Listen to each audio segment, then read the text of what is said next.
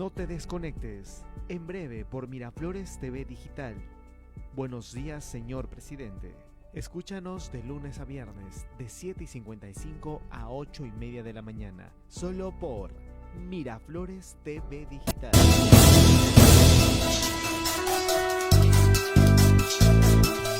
Miraflores TV Digital. Propuesta cotidiana. Queremos ser escuchados.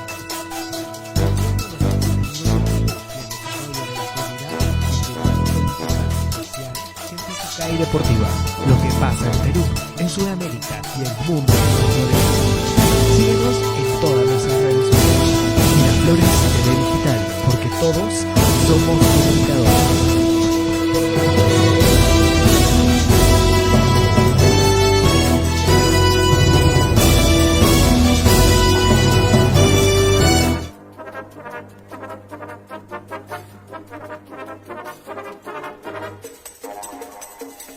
Hola, saluda Ricardo Palma, estamos en la plataforma de Miraflores TV Digital. ¿Está prendido?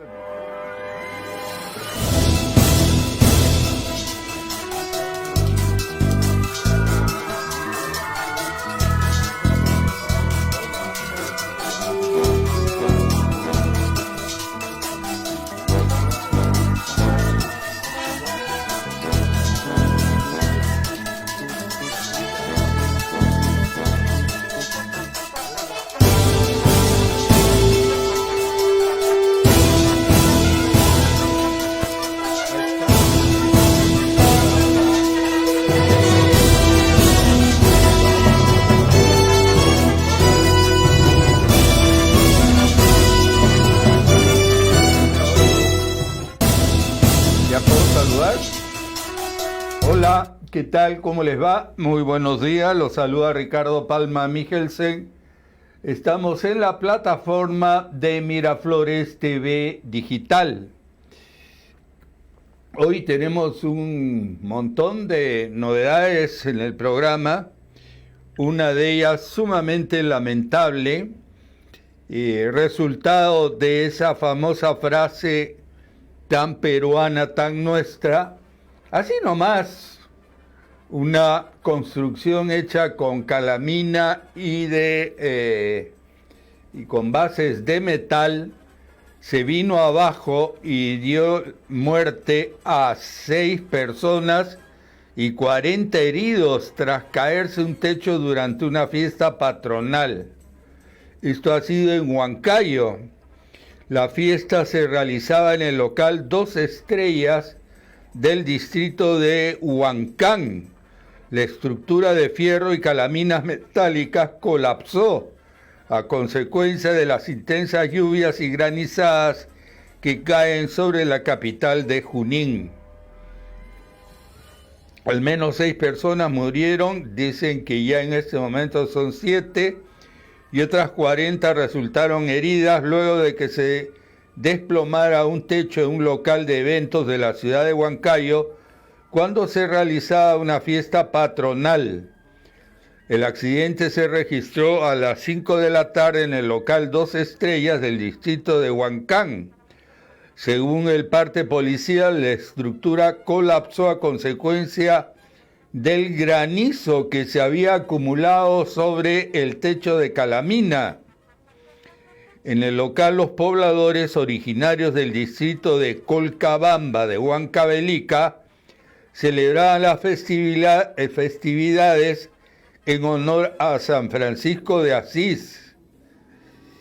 Curiosamente, esta noticia viene acompañada de una curiosa publicidad de una entidad que se llama Clark, que construye productos para techos. Ahora no sé cómo salir de la publicidad. Bien, los cuerpos de 6 víctimas quedaron atrapados bajo la estructura metálica. Una 7ª persona, identificada como Jaime Olivera Córdoba, acaba de fallecer cuando fue trasladada a un hospital.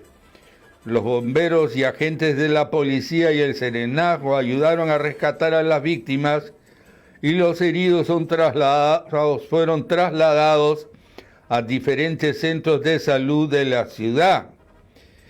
En este momento, un cargador frontal de la Municipalidad Distrital de Huancán está realizando la remoción de las estructuras metálicas para poder ver si han quedado sobrevivientes.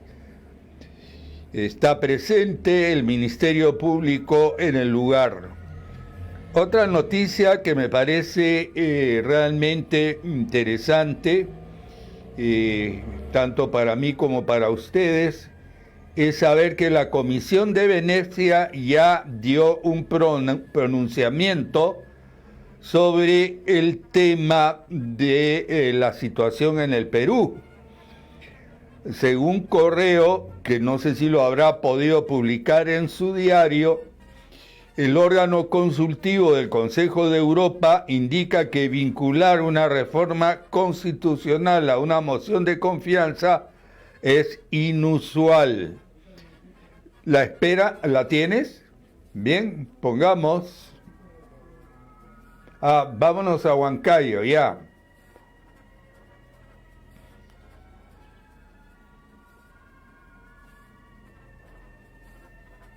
San Francisco de Asís, que se desarrollaba por los pobladores residentes de Colcabamba, Huancavelica, se convirtió en tragedia.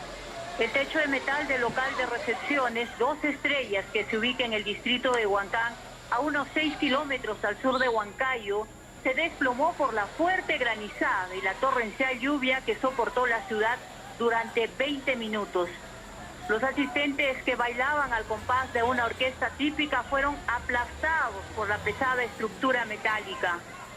Producto de ellos, al menos 7 personas fallecieron y más de 40 resultaron heridas, siendo evacuadas a los hospitales de Salud y Daniel Alcides Carrión de Huancayo con apoyo del personal del SAMU.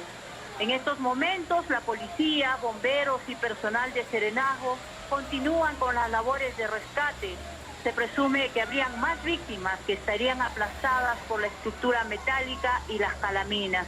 Entre las víctimas, según la policía, estarían 2 de los músicos que participaban justamente y alegraban esta festividad. Lamentable noticia, Elizabeth. Sí, pero ¿hay alguna razón por la cual el techo ha cedido de esta manera? ¿Hay algún responsable?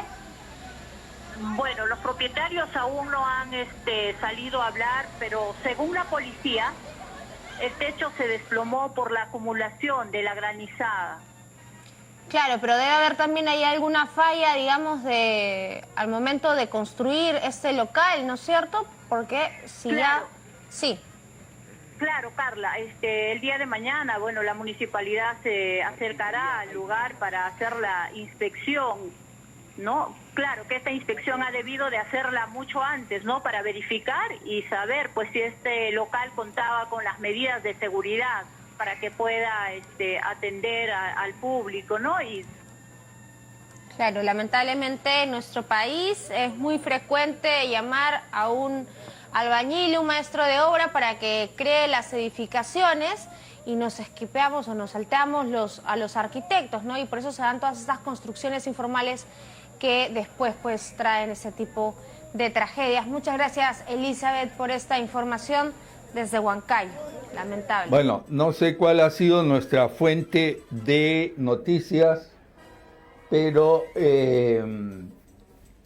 esa palabra esquipeamos la vamos a añadir a nuestro léxico, que esquipeamos, creo que viene de saltar, o sea, no saltamos las normas.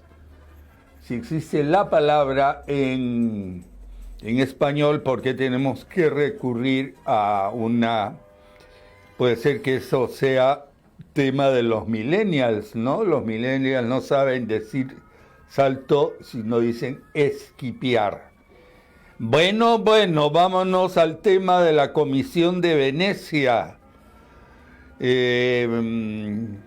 La espera se acabó. La Comisión de Venecia publicó una opinión solicitada por el presidente de la Comisión Permanente, Pedro Bengoechea, sobre el proyecto de adelanto de elecciones que presentó el mandato de Martín Vizcarra, en la que menciona que, todo proceso de reforma constitucional debe preservar el principio de separación de poderes. Además, el órgano consultivo del Consejo de Europa indica que vincular una reforma constitucional a una moción de confianza es inusual y agrega que, aunque el presidente puede iniciar las reformas con la aprobación del Consejo de Ministros, comillas, el Congreso debe ratificar los cambios, cierro comillas. Para aprobar una serie de enmiendas constitucionales relativas a los poderes judicial y legislativo, el presidente peruano Martín Vizcarra presentó una cuestión de confianza con, citamos entre comillas, con la amenaza de disolver el Congreso. Así el Parlamento aprobó la reforma, aunque con algunos cambios en su esencia, que en opinión del mandatario distorsionan su objetivo y significan una negativa de confianza. Bueno,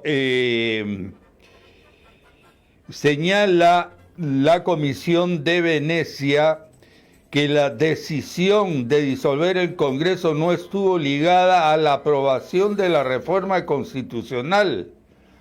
Señala que la Constitución peruana no establece ninguna limitación explícita con respecto a los problemas que pueden estar vinculados a una cuestión de confianza. Recomienda el organismo europeo que un proceso de reforma constitucional debe ser, cito, subrayado, aplicado de un modo abierto, transparente y democrático. En ese sentido, la opinión aconseja, comillas, dar suficiente tiempo para celebrar debates públicos e institucionales que garanticen la legitimidad de la Constitución y su desarrollo a lo largo del tiempo. Otra noticia que ha causado indignación por la rapidez con que ha sido puesta en libertad la conductora que provocó muerte de 2 personas en un accidente de la avenida Javier Prado. Ahora, realmente se ha hecho lo que la justicia aconseja, nadie puede estar detenido más de 48 horas. Melissa Johanna González Gagliuffi perdió el control de su camioneta el último viernes y al despistarse arrolló a 3 peatones, lo que provocó la muerte de 2 de ellos. Su abogado afirma que fue liberada porque está prohibido que una persona investigada permanezca detenida más de 48 horas. Pregunto a producción, ¿tenemos el video de esa noticia? Si la tenemos, lo ponemos. ¿Qué te parece?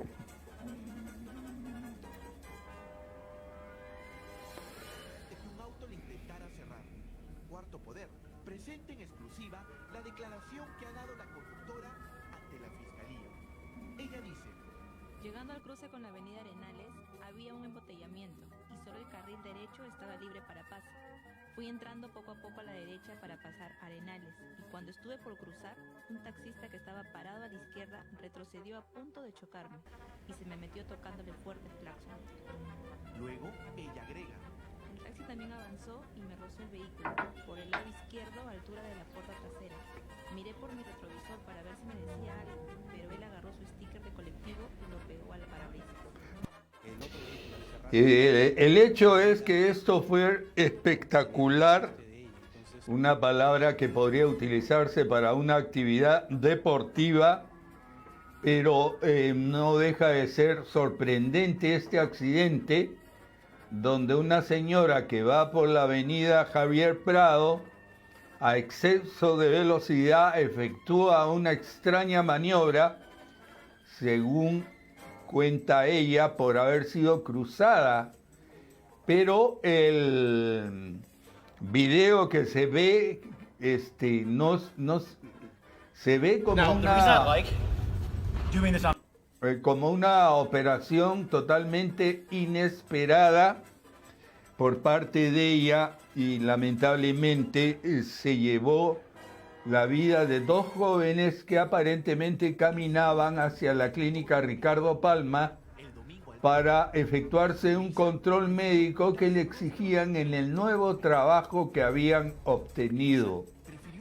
Lamentable.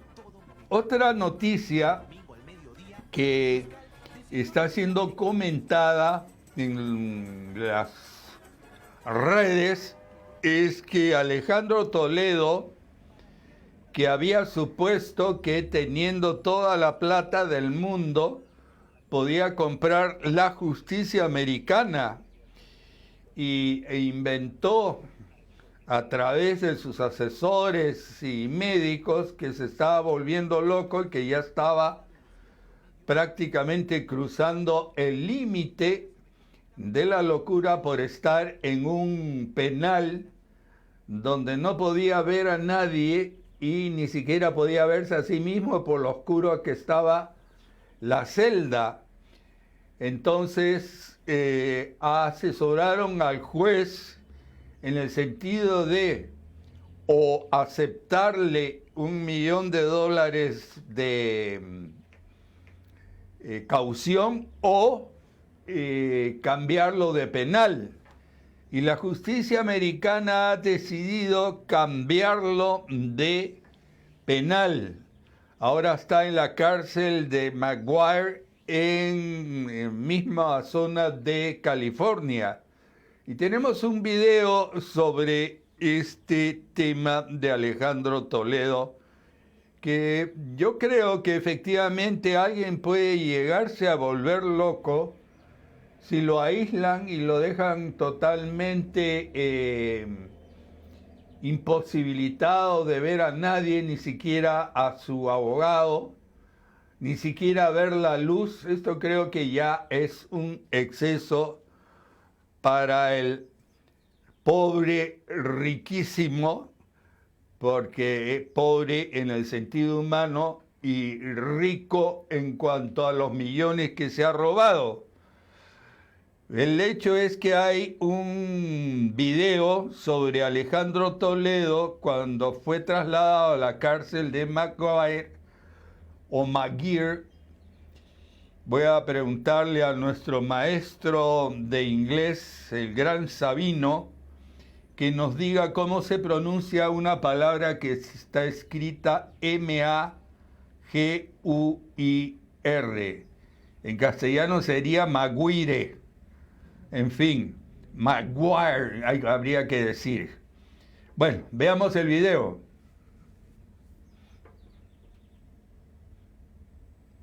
El expresidente Alejandro Toledo fue trasladado el último viernes a la correccional de Maguire en el condado de San Mateo, California, según informó el diario Correo.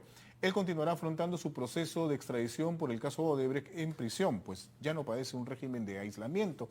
Toledo Manríquez se encuentra en una celda separada y alejada de otros reclusos, pero podrá recibir visitas 2 veces por semana y no más de una visita al día, por espacio de 45 minutos. Un máximo de 3 personas a la vez pueden visitarlo, incluyendo niños. Así que, bueno, las condiciones de Toledo cambian, y esto a raíz de este informe, este reporte de un psiquiatra, un psicólogo, quien evaluó al expresidente, señalando que había una serie de afectaciones a su salud, tanto físicas como mentales, debido a las condiciones de encierro en un primer momento que tenían alta rigurosidad.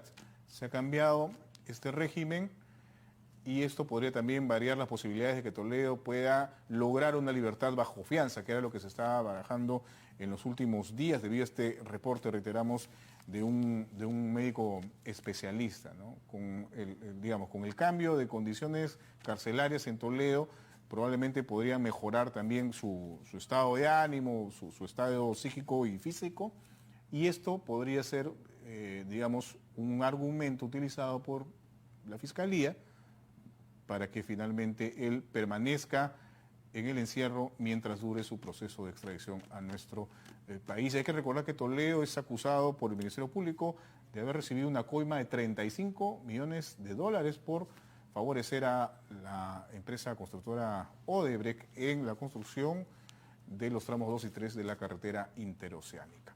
Bueno, vamos a... Efectivamente, bueno, la voz que acaban de oír es una voz que no nos resulta extraña, ya que este joven locutor trabajó hace varios años aquí en Radio Miraflores, si es que no estoy equivocado. Bueno, el refrán nos dice: a Dios rogando y con el mazo dando. Lo cierto es que el presidente Vizcarra, de acuerdo a lo que nos cuentan las redes y comentan, frente al hecho de que no ha podido alejarse del gobierno antes de lo que quería, ha optado ahora para dirigirse al Señor, al de los milagros, a toda clase de interpretaciones que tenga cada uno de qué y quién es Dios, y nos recomienda a todos los peruanos que recemos. Todos tenemos que rezar por el bien del Perú. Veamos el video vinculado a esta frase que nos lo transmite Canal N. El presidente antes de retirarse, ¿no? Pero vamos a escucharlo nuevamente. Adelante.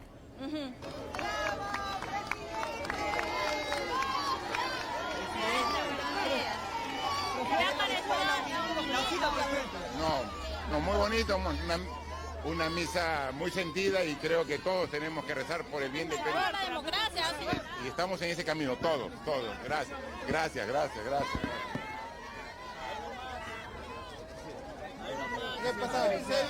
Bueno, estamos en el camino de la democracia. Le quisieron preguntar, pero él no contestó. Dijo que hay que rezar. Dentro de los detalles curiosos de una última encuesta, aparece como el posible presidente de la República Salvador del Solar, que lidera la intención de voto presidencial y supera ya por varios puntos a Julio Guzmán, y al que hace algunas semanas fue el campeón en puntos, George Forsyth, que comienza a decaer su popularidad. Una encuesta de Datum reveló las personalidades políticas que lideran la intención de voto presidencial para el 2021. El expresidente del Consejo de Ministros también genera reacciones positivas con una eventual postulación al Congreso. El expresidente del Consejo de Ministros, Salvador del Solar, encabeza la intención de voto presidencial y supera al líder del Partido Morado, Julio Guzmán, y al alcalde de La Victoria, George Forsyth, según reveló una encuesta de Datum para Perú 21. Del Solar obtiene un respaldo del 21%. Le sigue muy lejos Julio Guzmán con 9%, George Forsyth con 8%, Verónica Mendoza con 7% y Keiko Fujimori con 5%.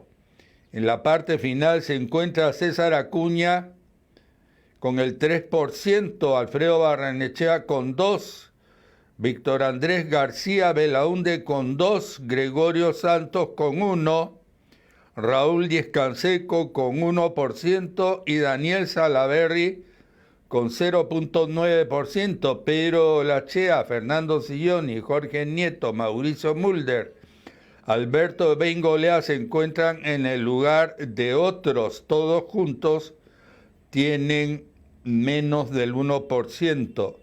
aunque el solar lidera la intención de voto, todavía es superado por el voto de ninguno. Blanco viciado, que tiene en total 22%, más 14% de él no sabe, no opina, alcanza el total de 22, 32, 36% todavía no tiene ni idea de por quién podría votar. Bueno, esto también me hace acordar un famoso refrán.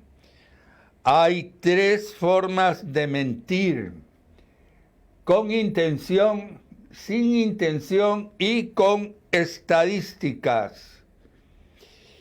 Aprovechando el tema de refranes, me estaba acordando del famoso refrán que dicen que fue creado por el tradicionista don Ricardo Palma, que decía: quien no tiene de inga, tiene de mandinga. Hay gente en las redes que usa mucho ese refrán con cambiando o añadiendo algunas letras. Incendio en una vivienda dejó un muerto y 2 heridos en San Juan de Miraflores. Bueno, tenemos noticias realmente importantes que tienen que ver con Ecuador y con las alianzas que finalmente ha logrado hacer Trump con su colega chino. Trump afirma que acaba de alcanzar con China el mayor acuerdo de la historia para favorecer los granjeros de Estados Unidos. Esto hace que Estados Unidos se volverá a reconstruir en su agricultura, pasando a ser el mayor proveedor de alimentos agrícolas a la China. Veamos el video que nos lo da RT. Donald Trump declara que Estados Unidos alcanza una sustancial primera fase del acuerdo comercial con China. A su vez, el secretario del Tesoro norteamericano, Stephen Mnuchin, afirmó que Washington no aumentará los aranceles a las importaciones chinas previstos para la próxima semana. Nuestra compañera Elena Villar nos trae más datos de las negociaciones. Hola Elena, se dan primeros pasos positivos para el acuerdo comercial entre Estados Unidos y China. Cuéntanos de qué se trata. Hola Javier, así es, ¿qué tal? El anuncio se ha hecho público en el despacho Oval tras el encuentro entre Donald Trump y el viceprimer ministro chino. El presidente de Estados Unidos ha asegurado que han alcanzado un acuerdo de fase 1 sustancial, aunque aún quedan detalles por formalizar. Es el primer acercamiento entre Washington y Pekín desde que se iniciara una guerra comercial entre las 2 mayores economías del mundo que dura ya 18 meses. En general, en esta primera etapa de las discusiones, las partes han resuelto diferencias concernientes a propiedad intelectual, servicios financieros, transferencia tecnológica y adquisición de grandes lotes de productos agrícolas. Escuchamos parte de la explicación de Donald Trump. Las negociaciones de la segunda fase comenzarán casi de inmediato después de que terminemos y firmemos esta primera etapa, la cual terminará bastante pronto. Tenemos un acuerdo sobre la propiedad intelectual. Los bancos y todas las compañías de servicios financieros estarán muy felices con lo que hemos pactado y creo que China estará feliz también. Por su parte, el secretario del Tesoro ha asegurado que Estados Unidos no elevará los aranceles a las mercancías chinas la próxima semana tal y como estaba previsto. También evaluarán la posibilidad de revertir el estatus de manipulador de divisas que el Departamento del Tesoro, recordemos, había asignado a Pekín el pasado mes de agosto. El anuncio de este viernes deja los problemas más difíciles, sin embargo, entre ambas potencias para futuras negociaciones, incluidas esas demandas de Donald Trump de cambios estructurales en la economía china. Tampoco sabe sabemos si el presidente extenderá una licencia que permita a la compañía china de telecomunicaciones Huawei continuar comprando piezas estadounidenses a partir del 18 de noviembre. Sea como sea, el acuerdo supone sobre todo buenas noticias para los agricultores estadounidenses que han perdido miles de millones de dólares en ventas a China durante la guerra comercial. Por ejemplo, las exportaciones de soja estadounidenses cayeron de 12,2 mil millones de dólares en 2018 a solo 3,1 mil millones. Trump incluso ha bromeado con el hecho de que los agricultores ahora deberán comprar más tierras para toda esa producción que ahora van a poder ser capaces de exportar a China. Este acuerdo es el resultado de 2 días de conversaciones aquí en Washington entre ambas partes y ha animado a los mercados. Antes incluso de que el presidente hablase, el Dow Jones subió más de 480 puntos, aunque luego cerró la jornada con una subida de poco más de 300 puntos. Cabe destacar que, preguntado por Hong Kong por las protestas, Donald Trump ha dicho que la situación pronto se normalizará y que un acuerdo comercial entre China y Estados Unidos podría ayudar. Este primer entendimiento allana el camino a un acuerdo completo que se especula podría ser firmado por Trump y el presidente chino en Chile, donde podrían encontrarse en una cumbre prevista de líderes de Asia y el Pacífico que se celebrará en ese país, en Chile, a mediados del mes de noviembre. Gracias, Elena, por los detalles. Muy bien. Un tema que hay que mencionar es que finalmente en Ecuador llegaron a un buen acuerdo el presidente Lenín Moreno y todos los levantiscos que estaban creándole serios dolores de cabeza a la democracia ecuatoriana, que muchos veían que estaba a punto de terminar. Lo cierto es que Lenín ha tenido que dar marcha atrás, retirar el aumento de los combustibles y anunciar un nuevo decreto, lo cual ha consultado, dicen, previamente con el Fondo Monetario Internacional para hacer los cambios que tiene que hacer en recuperar su economía, que está dando una subvención enorme a los combustibles de una manera lenta, como estudiará conjuntamente con los que estaban protestando. En el Perú se está dando una situación curiosa con un personaje al cual algunos medios de comunicación lo están resucitando de forma negativa. El día de ayer, la página web de La Mula ha manifestado que el fiscal Pérez formalizó la investigación contra José Klimper por presunto lavado de activos, y hoy La República en primera página dice que Fiscalía tiene pruebas contra ex dirigente de Fuerza Popular José Klimper. La República además añade: ex secretario general de Fuerza Popular negaba estar implicado, pero equipo especial Lavallato ha conseguido nueva e importante evidencia. De las imputaciones del fiscal José Pérez, habría una falsa declaración, falsificación de documentos privados y lavado de activos, de la que tiene testigos, dice la Fiscalía. La Mula informa que un elemento importante en la investigación es el testimonio del exgerente de radioprogramas Hugo Delgado Nattingel, quien relató que Klimper en mayo de 2011 se presentó en su oficina con $210,000 en efectivo para pagar la publicidad de la campaña de Keiko Fujimori. El fiscal José Domingo Pérez, miembro del equipo especial Lavallato, formalizó la investigación contra el exsecretario de Fuerza Popular José Klimper. Esta noticia no fue publicada por ningún medio de comunicación, a excepción de La Mula, que da cuenta que esta actuación del fiscal José Domingo Pérez fue el día jueves. Tampoco ayer ha sido tocado el tema Y bueno, yo siempre lamento cuando alguna persona, sobre todo si la conoces, está en riesgo de rápidamente caer a la cárcel. Se notifica además que el expediente de Klimper retorna al fiscal Domingo Pérez luego de que el 15 de agosto fuera remitido al fiscal de la Nación, a la fiscal de la Nación Zoraida Ábalos, por ser el imputado miembro del directorio del Banco Central de Reserva. Hay que acordarnos que José Klimper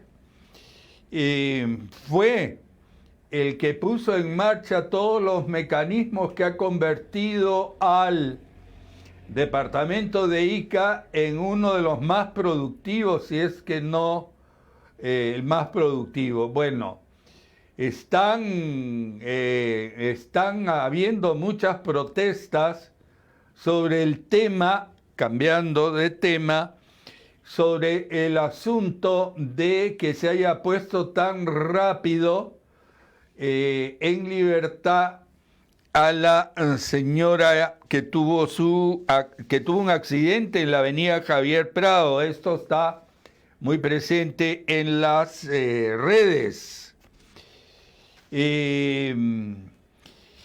Una nota que me ha llamado la atención es que una cuenta bancaria secreta ha sido descubierta que revela la vida suntuosa de la hija de Chávez en Nueva York.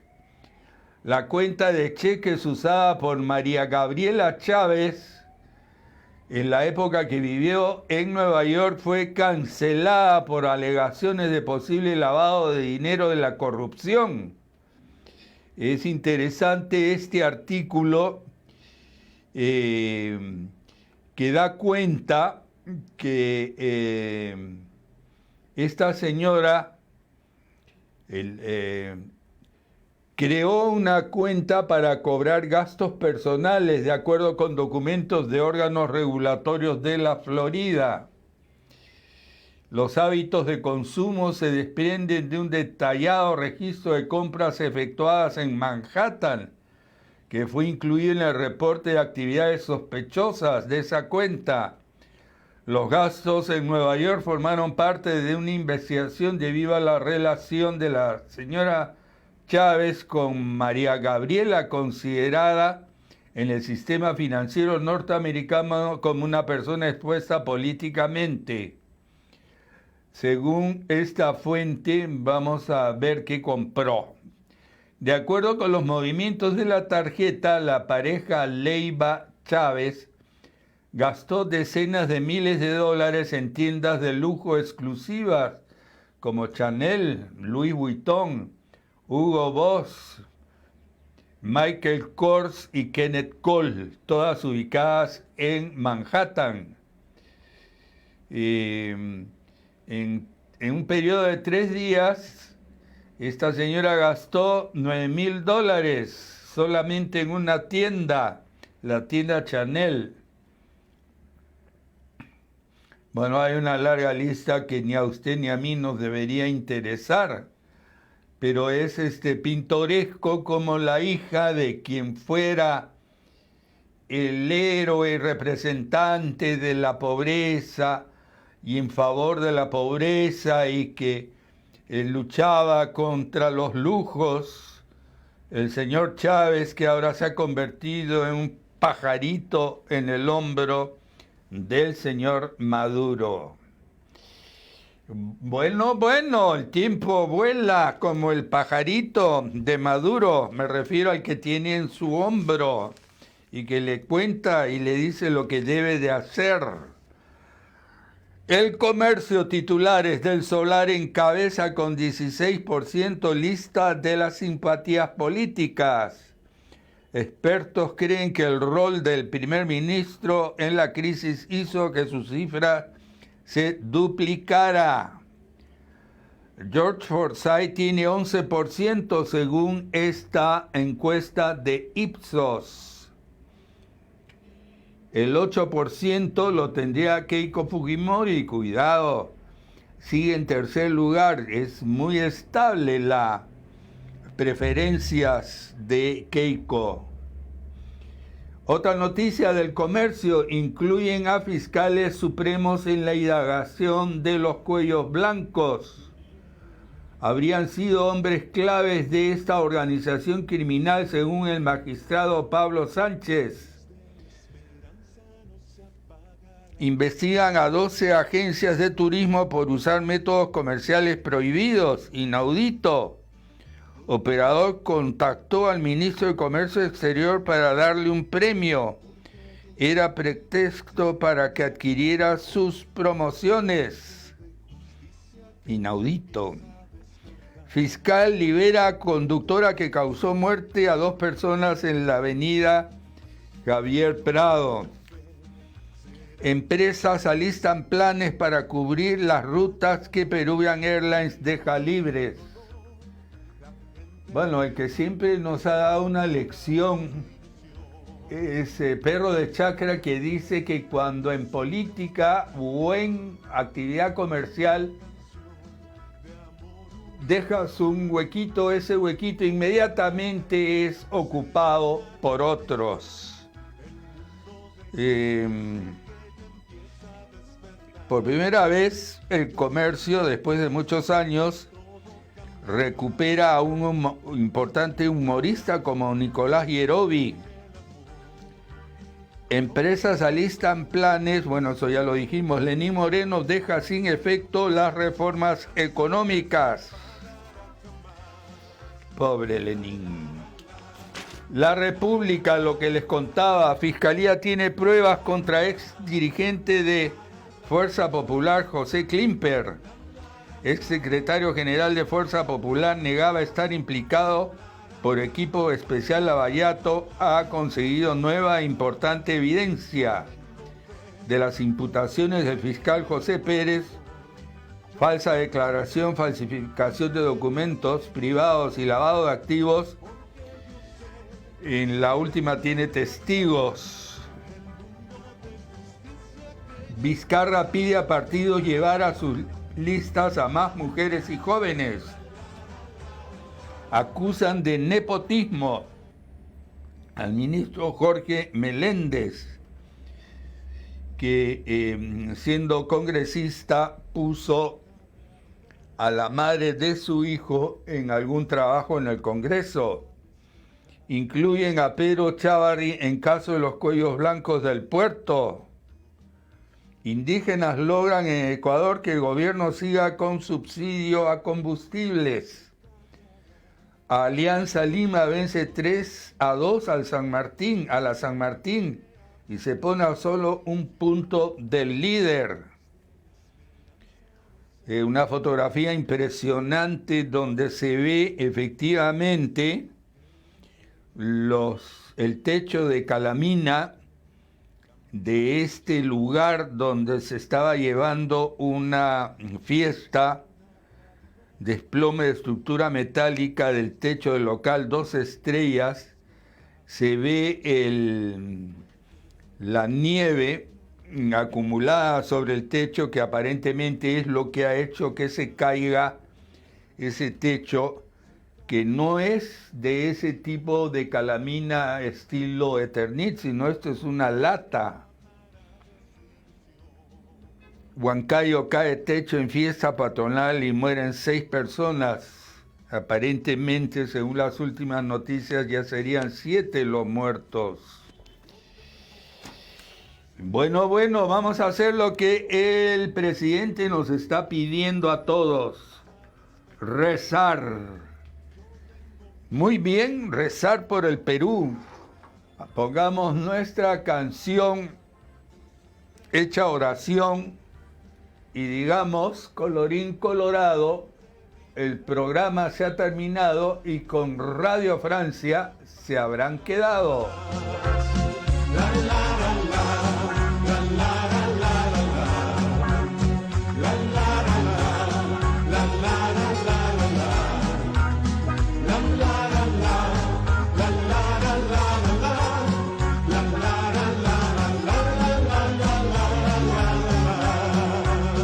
Yo tengo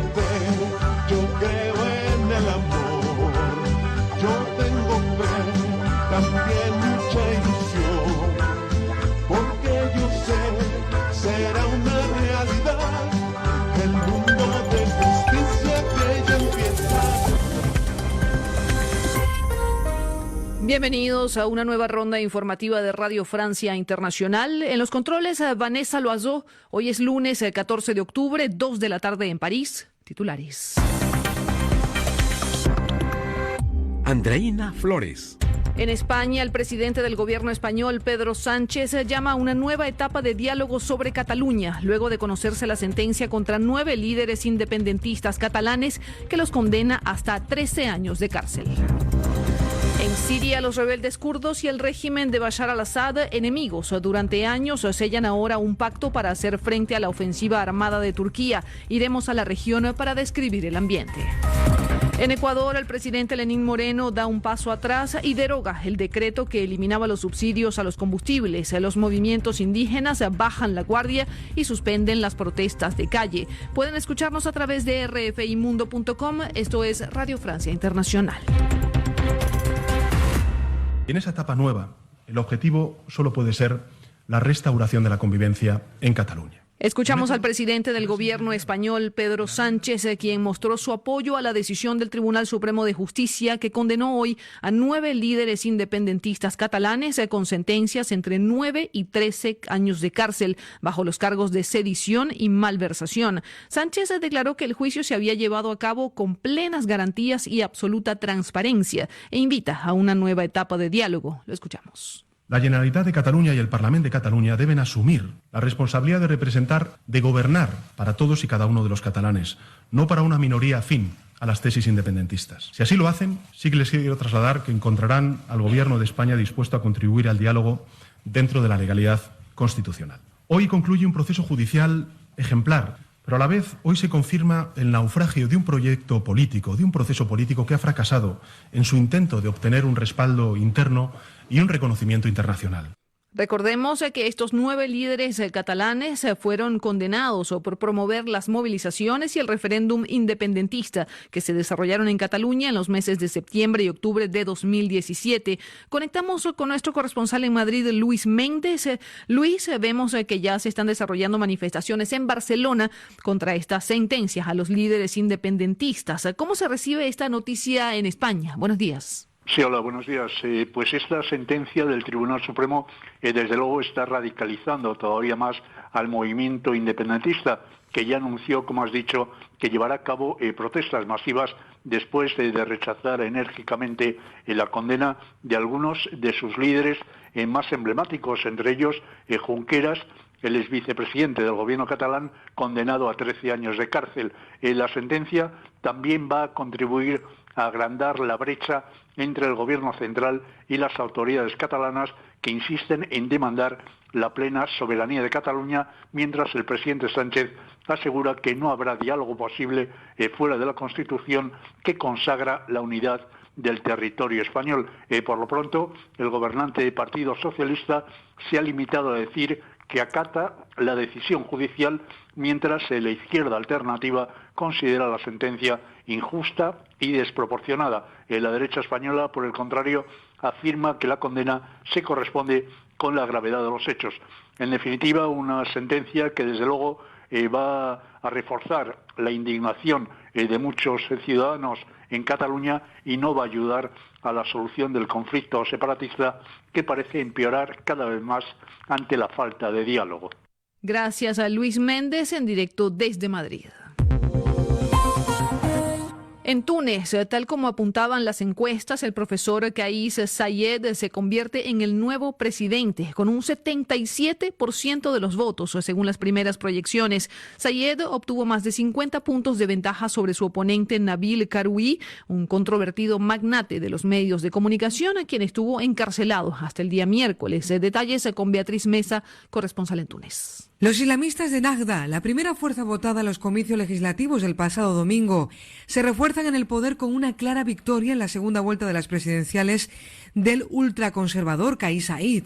Con más del 76% de los votos, ha sido elegido el cuarto presidente de la República, el segundo desde que Túnez entró en la senda democrática tras la Revolución Popular de 2011 que derrocó al dictador Ben Ali. Saied era un tertuliano habitual de las televisiones, una persona enormemente conocida, y bueno, pues al final un electorado tan desafecto como el tunecino pues se ha agarrado mayoritariamente una opción conocida pero alejada de los partidos que tienen una reputación muy mala por la falta de respuesta y la falta de capacidad de resolver los problemas cotidianos de la ciudadanía. Ha analizado para RFI Bosco Govantes, profesor de la Universidad Rey Juan Carlos de Madrid y observador electoral para OPEMAM aquí en Túnez. Saied se ha llevado especialmente el voto del joven desempleado, desafecto, desilusionado con unas élites políticas que no habían conseguido durante estos últimos 8 años sacar al país de una parálisis económica.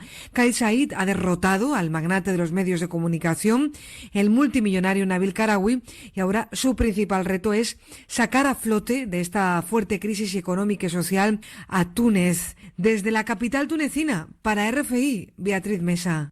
Gracias, Beatriz. Y nos vamos ahora a Francia. Se espera hoy el veredicto contra las 5 mujeres yihadistas acusadas de planificar un atentado con explosivos en los alrededores de la Catedral de Notre Dame de París en el año 2016. La Fiscalía ha pedido entre 20 y 30 años de prisión para este grupo que se presume constituye un brazo armado de ISIS en Francia, especialmente luego de haber publicado distintos videos en donde se anunciaban ataques armados bajo su coordinación. Las mujeres tienen entre 22 y 42 años de edad.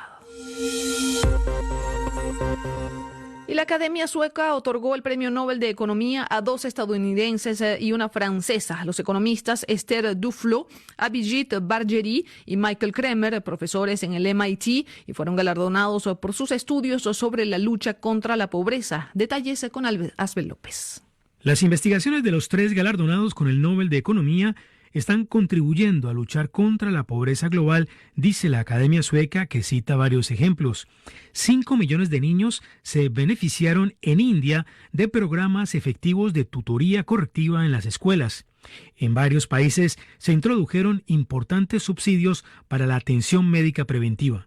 Estos son solamente 2 ejemplos de la manera en que estas nuevas investigaciones han ayudado a reducir la pobreza global, dice el jurado del Nobel, subrayando el gran potencial que tienen estos trabajos para mejorar la vida de las personas de más escasos recursos. Escasamente en 2 decenios, este nuevo enfoque basado en llevar a cabo experimentos en el terreno ha transformado la economía del desarrollo, convirtiéndola en un campo en pleno auge, agrega la academia. Estos investigadores no tratan el problema de la pobreza de manera global, sino que lo dividen en problemáticas más pequeñas, más fáciles de manejar. Así, han demostrado que las problemáticas menos vastas, más precisas, encuentran a menudo una respuesta más adecuada utilizando experimentos diseñados de manera muy precisa y llevados a cabo con la gente más afectada. Gracias, Asbel López. Vamos a Siria, porque Bashar al-Assad ha entrado en escena. Los rebeldes kurdos se han visto obligados a pactar con su viejo enemigo, el gobierno sirio, para resistir la ofensiva militar de Turquía, especialmente ante la decisión de Estados Unidos de retirar al menos 1.000 soldados del norte de Siria. Allí vamos con la periodista Amina Hussein, entrevistada por nuestro compañero Rafael Morán. Amina nos explica cómo se ha vivido este fin de semana con la ofensiva turca en la región. Amina, buenos días. Buenos días. Ayer hubo atentados contra un convoy de civiles que iba de la ciudad de Qamishlo hacia la ciudad de Tel Abyad. Muchísimas personas han muerto y otras han resultado heridas, entre ellas periodistas locales y extranjeros. También ha habido bombardeos contra un campo de desplazados y prisioneros del Estado Islámico. Muchos se escaparon, unas 700 personas. Y las fuerzas kurdas pactaron con el régimen sirio para que pueda vigilar o entrar en las ciudades de la frontera. La aviación rusa anoche patrullaba los espacios de la zona. Amina, ¿cómo explicar que los kurdos hayan pactado con su enemigo de antes, el ejército de Bashar al-Assad, que ya está llegando en esta región semiautónoma del Kurdistán sirio? Es la única solución que ha quedado para los kurdos. De hecho, el comandante de las Fuerzas Democráticas de Siria ayer dijo en una entrevista: dejaremos de estar en muchos lugares y de tener muchas cosas que teníamos antes por haber pactado con el régimen y Rusia, pero así evitaremos un genocidio y una destrucción de las ciudades que han quedado en pie en estos 8 años de la guerra de Siria. En su ofensiva contra los kurdos, el ejército turco se alió con milicianos en Siria. ¿Quiénes son esas milicias? Estas milicias antes se llamaban rebeldes de la revolución siria. La verdad son ex miembros de Jabhat al-Nusra o el brazo militar de Al-Qaeda en Siria. Algunos jefes del Ejército Libre Sirio, de estos rebeldes que están ahora mismo luchando contra los civiles con Turquía, eran ex miembros del Estado Islámico. Vieron en Turquía una oportunidad para volver a entrar a Siria y luchar contra los kurdos, retomar sus tierras, a lo mejor para empezar de nuevo el califato aquí en el territorio sirio. Era la periodista Amina Hussein desde el norte de Siria. Vamos a América Latina. En Ecuador, luego de 12 días de protestas de calle, el presidente Lenín Moreno da un paso atrás y deroga el decreto que eliminaba los subsidios a los combustibles. El gobierno y los movimientos indígenas que se mantenían en protesta desde hace casi 2 semanas se sientan a tratar de calmar los ánimos. Eric Samson. En las barricadas todavía levantadas en el norte de Quito, gritos de alegría han saludado el anuncio del fin del levantamiento indígena a cambio de la restauración de las subvenciones sobre los combustibles. Para Juan de la Cruz y Agustín Cando, el pueblo salió vencedor de 12 días de crisis. A veces, cuando un presidente tiene un equipo que no lo aconseje y no lo guíe en una forma correcta, estas son las situaciones. Pero le damos gracias a Dios que él entró en razón, comprendió que nosotros lo elegimos y por lo tanto él tiene que someterse. Pienso que aquí salimos ganando todos. Tras felicitarse de la decisión del gobierno de derogar el decreto 883 sobre combustibles, el líder de la Confederación de Nacionalidades Indígenas del Ecuador, Jaime Vargas, pidió aún más. Y hemos tenido tortura de las Fuerzas Armadas y también de la Policía Nacional, y eso es una violación de derechos humanos. Argumento suficiente, señor presidente, pedir a nombre de los pueblos y naciones del Ecuador la renuncia inmediata de la señora Romo, ministra de Gobierno, y señor Jarín, ministro de Defensa. El presidente Lenín Moreno se felicitó del regreso de la paz, mientras los bloqueos de carreteras empiezan a ser levantados en las provincias andinas y amazónicas del país. Muchos indígenas, sin embargo, han indicado que se quedarán en Quito hasta estar seguros que el nuevo decreto sobre combustibles es conforme a sus esperanzas. Eric Samson, Quito, Radio Francia Internacional. Gracias, Eric Samson. Y así terminamos este resumen informativo de Radio Francia Internacional. Vanessa Loiseau en los controles y ante los micrófonos, Andreina Flores.